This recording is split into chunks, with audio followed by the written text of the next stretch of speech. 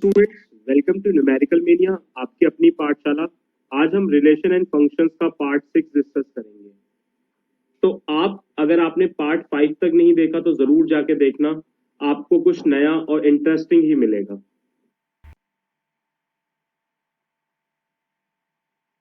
Discuss करेंगे on two functions और subjective functions. तो हमने पहले दो फंक्शंस ऑलरेडी हमारी पार्ट 5 में डिस्कस कर चुके हैं। तो यहाँ पर ऑन टू फंक्शन क्या होता है, हम इसे बोलते हैं कि एटलीस्ट वन और more than one element matching with A. इसका मतलब क्या है यहाँ पर कि अगर मैं एक ऑन टू फंक्शन की बात कर रहा हूं तो सेट बी में कोई ना कोई फंक्शन ऐसा होना चाहिए जो ए के साथ मैच्ड हो, चाहे एक के दो एलिमेंट्स के साथ मैच हो रहा हो या फिर एक के साथ, लेकिन मैच होना ही चाहिए। ठीक है, तो इसको मैं क्या करूंगा कि y बिलोंग्स टू b। तो हर एक y के लिए हमारे पास कोई ना कोई x की वैल्यू होगी। तो यहां से हम समझते हैं a और b सेट गिवन है। अब यहां ध्यान दो, एरोस पे ध्यान दो। यहां पर हर एक b के एलिमेंट के लिए कोई ना कोई उसकी प्री इमेज है। प्री इमेज मतलब कि b की, हम a को अगर हम x1 बोले, x1 की इमेज क्या होती है, y1। लेकिन अगर मैं y1 की तरफ से देखूं तो y1 की तरफ से देखूंगा तो क्या होगा, प्री इमेज। तो y1 की प्री इमेज में क्या बोलूंगा, x1। तो यहां देखो, सेट बी में हमारे जितने भी एलिमेंट्स हैं उसकी प्री इमेज सेट ए में जरूर है। तो ऑन टू फंक्शन यही कहता है कि उसकी एटलीस्ट वन या उससे ज्यादा भी हो चलेगा, लेकिन एक तो होना ही चाहिए। ठीक है, तो इसमें हम एक और चीज कहते हैं कि codomain of function is equal to range of function. अभी आपको समझ आएगा। तो अगर मैं कोई ऑन टू फंक्शन के बारे में कर रहा हूं तो उसकी फंक्शन की कोडोमेन और रेंज दोनों सेम होनी चाहिए। और अगर मैं कहीं पर number of onto relations calculate कर रहा हूं, वो क्या होते हैं, समेशन आर वन से लेके एन तक -1 की power n minus R N C R R raise to power m। तो यहां पर जो हमारे n और m है ये नंबर ऑफ एलिमेंट्स बता रहा है वो। ठीक है, क्लियर। कि कोडोमेन, अब देखो आपने ये देखा कि कोडोमेन और डोमेन रेंज जो है वो सेम होती है। अब जरा ये देख लेते हैं कि कोडोमेन से उसका कहने का क्या मतलब है। तो अगर मैं किसी रिलेशन में एलिमेंट्स को रिलेट कर रहा हूं, सेट ए से बी को, तो जितने एलिमेंट्स रिलेट हुए होंगे उसको तो मैं रेंज बोलूंगा, है ना। लेकिन जितना वो होल सेट है, चाहे उसमें जो हुआ हो या नहीं हुआ हो, वो होल सेट, सेट बी, वो हमारा क्या कहलाता है, कोडोमेन कहलाता है। तो अभी देखना, यहाँ एग्जांपल देखो, हम क्या कहते हैं, रेंज एक सबसेट है कोडोमेन का। तो ये एग्जांपल देखो, अगर मैं इसमें इस फंक्शन में आपसे बोलूं कि रेंज क्या है फंक्शन की, तो क्या बोलोगे आप, y1 y2 y3, क्योंकि यही तीनों इसके फंक्शन में रिलेट हो रहे हैं। तो ये तो रेंज हो गई। अब अगर मैं कोडोमेन की बात करूं तो कोडोमेन मैंने क्या बोला था, पूरे का पूरा सेट बी। तो इसको मैं बोलूंगा कोडोमेन। अब इसके बाद कभी प्रॉब्लम नहीं आएगी, इस चीज को आप नोट कर लो।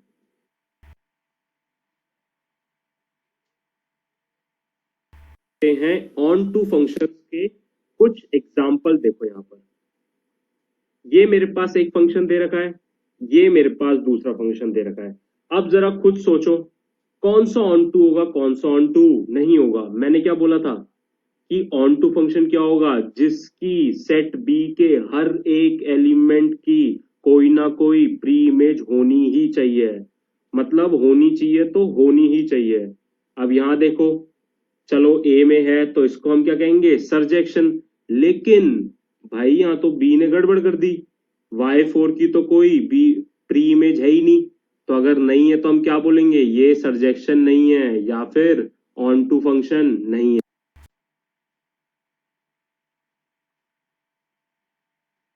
नेक्स्ट आ जाते हैं कुछ एग्जांपल देखो, बढ़िया एग्जांपल है, सिंपल समझ आ जाएगा, बहुत बढ़िया एग्जांपल है। ए के एलिमेंट गिवन है 1589, बी के गिवन है 24। अब यहाँ पर एक फंक्शन गिवन है, फंक्शन में ध्यान देना, मैंने क्या बोला था, इसकी रेंज, रेंज मतलब कौन से होते हैं, इसके कौन से वाले एलिमेंट्स, कोऑर्डिनेट्स में y 1,2, तो 2 4 2 4 पे ध्यान दो, ये सारी की सारी क्या है, रेंज है हमारी। अब ध्यान दो सेट बी में कौन से एलिमेंट्स हैं, 2 4, और रेंज में भी सारे के सारे कौन से एलिमेंट हैं, 2 4। इसका मतलब कि हर एक एलिमेंट, तो पहले सबसे पहली बात क्या है, बी का हर एक एलिमेंट रिलेशन पे तो जरूर है, और दूसरी बात क्या है, जो एफ की रेंज है तो कोडोमेन के भी इक्वल है। तो मतलब ए से बी जो है वो हमारा सर्जेक्टिव फंक्शन है या फिर ऑन टू फंक्शन है। बढ़िया, एग्जाम्पल आ जाते हैं, जरा एग्जाम्पल पे ध्यान दो। यहाँ पर एग्जाम्पल देखते हैं, एग्जाम्पल क्या होगा।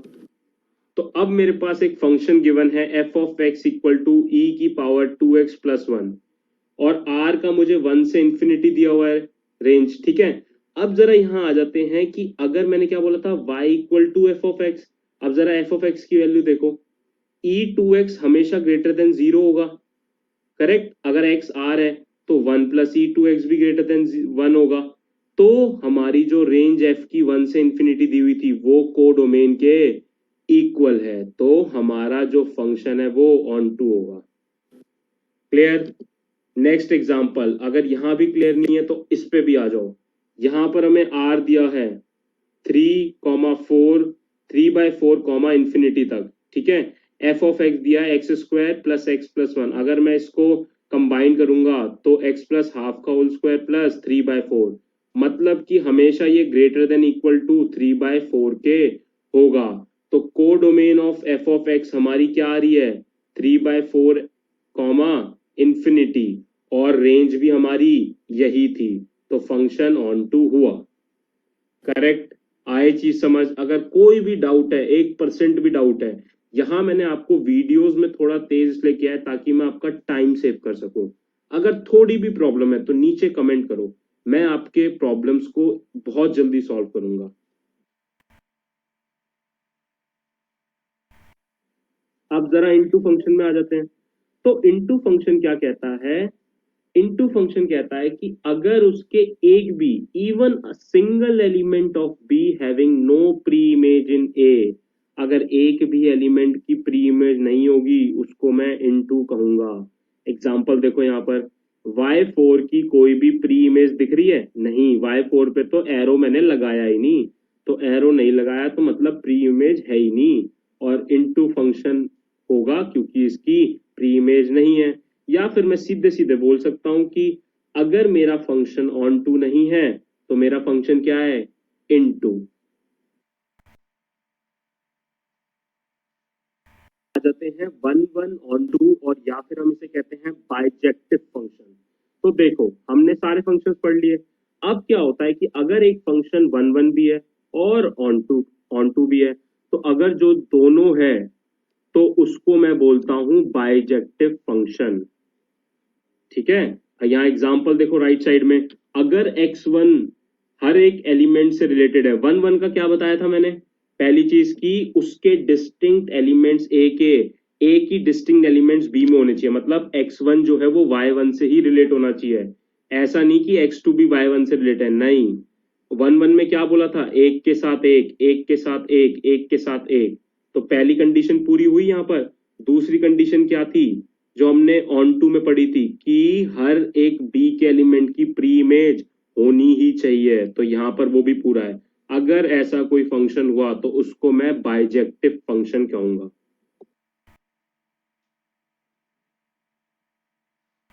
नेक्स्ट हम आ जाते हैं, एक एग्जांपल करते हैं यहाँ पर।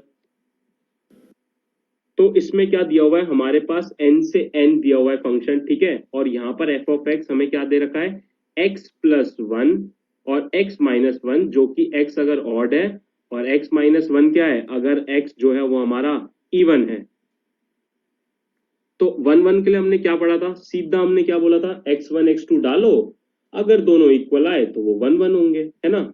तो चलो पहले केस में देख लेते हैं क्या होगा। अगर हमारे x1 x2 दोनों क्या है, इवन है, बहुत बढ़िया। अगर दोनों के दोनों इवन है तो हम क्या करेंगे, F of x1 equal to F of x2, ये हमने पहले भी एक्सप्लेन किया था पार्ट 5 में। तो x1 माइनस 1 दोनों को अगर आप इक्वेट करोगे तो x1 x2 इक्वल आ गए, मतलब यूनिक सॉल्यूशन, मतलब कि 1 1 हो गया। करेक्ट। अब जरा दूसरे केस में आ जाते हैं। कि अगर x1 x2 मेरा ऑड है, वही सेम प्रोसीजर, कुछ चेंज नहीं करना, एज इट इज वही प्रोसीजर आएगा। यहां से भी x1 x2 सेम आ रहे हैं, मतलब कि यूनिक सोल्यूशन आ गया। बहुत ही बढ़िया। अब आ जाते हैं केस 3। अगर ऐसा हो हमारा x1 x2 जो है वो ऑड इवन दोनों हो, एक ऑड हो और एक इवन हो, तब क्या होगा? तो अगर एक ऑड और एक इवन होगा फिर क्या केस होगा? तो हमारा कभी भी x1 x2 इक्वल नहीं आएगा। तो मतलब कि क्या होगा इसका रीजन? तो ऑल पॉसिबिलिटीज, हर एक पॉसिबिलिटीज में हमारा f इज 1 1 होगा। करेक्ट? ये चीज समझ आई? ऊपर कंडीशंस आपको ऑड और इवन की दे रखी थी। अब जरा हम ऑन टू पे आ जाते हैं। तो ऑन टू में क्या बोलते हैं कि चलो कोई अल्फा ही हम एक आर्बिट्रेरी एलिमेंट मान लेते हैं, किसका? कोडोमेन का। क्योंकि हम क्यों मान रहे हैं? क्योंकि अगर उस एलिमेंट की इमेज प्री इमेज होगी तो मतलब सारा खेल सही हो गया। बहुत बढ़िया। तो केस 1 में अल्फा हम ऑड मान लेते हैं। अब देखो, ऑड की कोई भी वैल्यू डालोगे तो सामने क्या मिलेगा? Even number. करेक्ट? ठीक है, इवन नंबर्स ही मिलेगा डिफरेंट के लिए, मतलब हर एक एलिमेंट के लिए पॉसिबल हो रहा है। और अगर मैंने अल्फा को, वो मेरा आर्बिट्रेरी कांस्टेंट है, उसको मैंने इवन मान लिया, तो मतलब अगर मैंने इवन मान लिया तो उसकी odd numbers of for different alpha, मतलब कि हमें ऑड नंबर्स भी मिलेंगे हमारे प्री इमेज में। इसका मतलब ये चीज पॉसिबल है। तो हमारी जो को डोमेन है वो इक्वल टू एन, या फिर हम क्या कह सकते हैं, रेंज के इक्वल है। तो एफ जो है वो बाइजेक्टिव होगा। नेक्स्ट में देखो, अब नेक्स्ट में आ जाते हैं। अब यहां पर हमारे पास दे रखा है मॉड एक्स। मॉड एक्स, अब उसने देखो 0 से इंफिनिटी रेंज दे रखी है।